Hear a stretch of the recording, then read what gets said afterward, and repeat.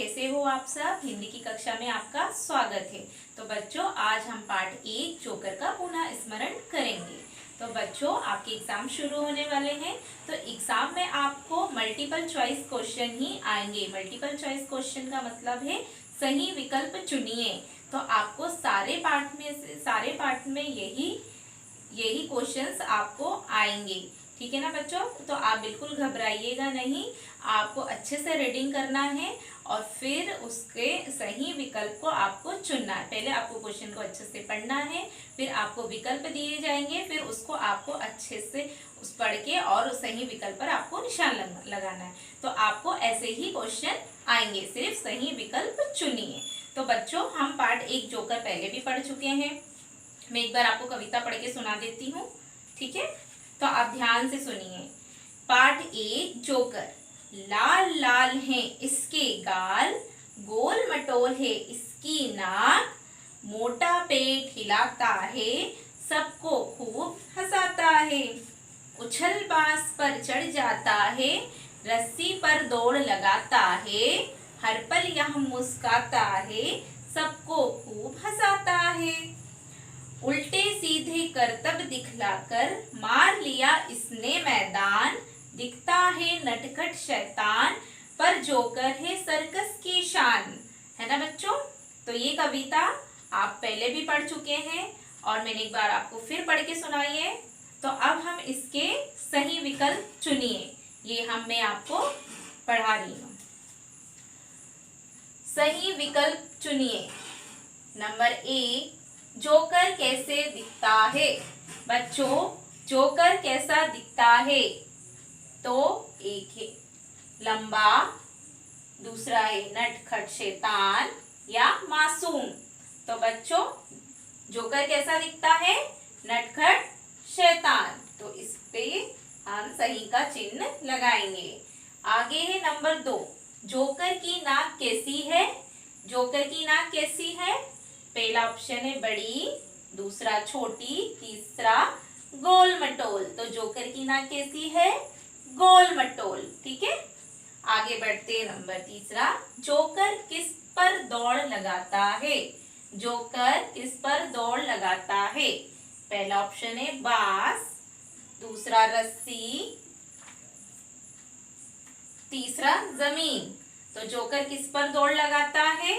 उछल बांस पर चढ़ जाता है, रस्सी पर दौड़ लगाता है। तो इसमें हम सही का चिन्ह लगाएंगे।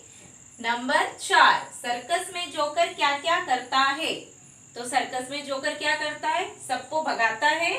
पहला ऑप्शन भगाता है, रुलाता है या हंसाता है। तो सर्कस में जोकर क्या करता है? हंसाता है। तो इस पे हम सही का चिन्ह लगाएंगे। तो बच्चों, आपको इसी प्रकार के क्वेश्चन सही विकल्प आपको दिए जाएंगे। तो मैंने आपको ये पढ़ के सुनाया, तो आप इस पाठ को अच्छे से पढ़िए और समझिए। तो आपको इसी तरह के क्वेश्चंस आएंगे। अब हम आगे बढ़ते हैं, ठीक है बच्चों।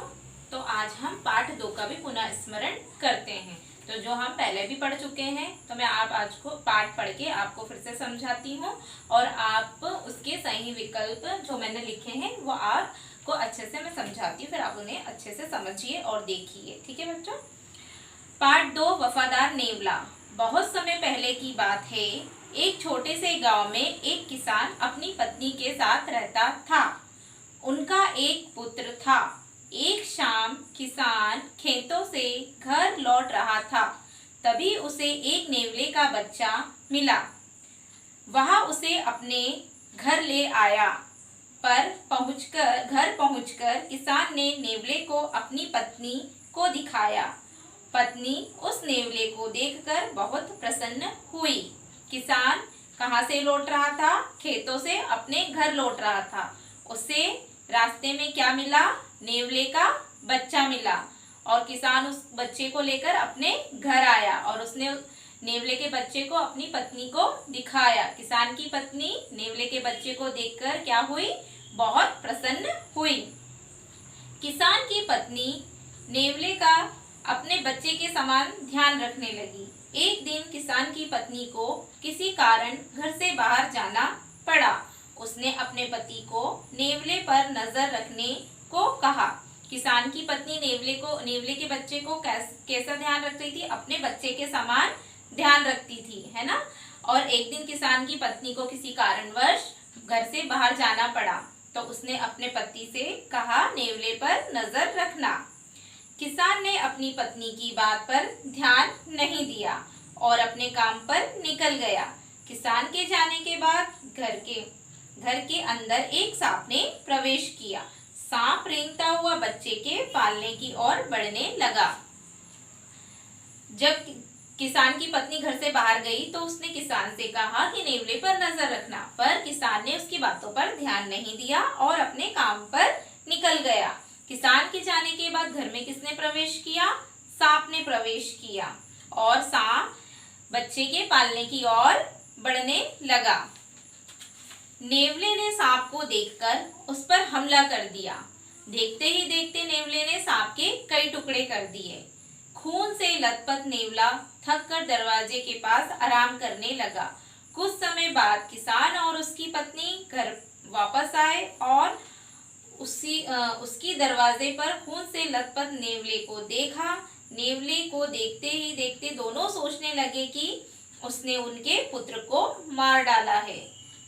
नेवले ने जैसे ही सांप को देखा तो उस पर क्या कर दिया? हमला कर दिया। देखते ही देखते नेवले ने सांप के क्या कर दिए? कई टुकड़े कर दिए और वह खून से लथपथ थक गया और घर के दरवाजे के पास जाकर आराम करने लगा। और किसान और उसकी पत्नी जब घर लौटे तो उन्होंने जब नेवले को खून से लथपथ देखा तो क्या सोचने लगे कि नेवले ने कहीं उनके पुत्र को तो नहीं मार दिया। बिना सोचे समझे उन्होंने नेवले पर लाठी से वार करके उसे मार डाला। घर के अंदर आने पर उन्होंने मरे हुए सांप का शरीर देखा। तब उन्हें सच्चाई का पता चला, परंतु तब तक बहुत देर हो चुकी थी। अब उन्होंने थके हुए नेवले को दरवाजे के पास खून से लथपथ जब देखा तो उन्होंने बिना सोचे समझे उस पर लाठियों से वार कर दिया। उसके बाद जब उन्होंने घर के अंदर प्रवेश किया तो उन्होंने क्या देखा? मरे हुए सांप को देखा, है ना। तब उन्हें सच्चाई का पता चला, परंतु तब तक बहुत देर हो चुकी थी, है ना बच्चों। तो इससे हमें क्या शिक्षा मिलती है? बिना विचारे कोई हमें कार्य नहीं करना चाहिए। तो बच्चों आगे बढ़ते हैं। क्वेश्चन देखिए, सही विकल्प चुनिए। ठीक है, पहला है किसान कहाँ रहता था? किसान कहाँ रहता था बच्चों? पहला ऑप्शन है शहर, दूसरा है गांव, तीसरा है घर। तो किसान कहाँ रहता था अपनी पत्नी के साथ? गांव में। ठीक है, तो इसमें हाँ सही का चिन्ह लगाएंगे। दूसरा है किसान किसके बच्चे को अपने साथ घर लेकर आया था? कहाँ लेकर आया था? साथ घर लेकर आया। तो किसके बच्चे को लाया था? सांप के, नेवले के या मुर्गी के? तो किसके बच्चे को लाया था? नेवले के। ठीक है, अगला क्वेश्चन नंबर 3, नेवले ने किसको मार दिया था? नेवले ने किसको मार दिया था? मोर को, सांप को या चींटी को? तो उन दोनों के, किसान और किसान की पत्नी के जाने के बाद घर में सांप ने प्रवेश किया था, तो नेवले ने सांप पर हमला करके उसके कई टुकड़े कर दिए थे।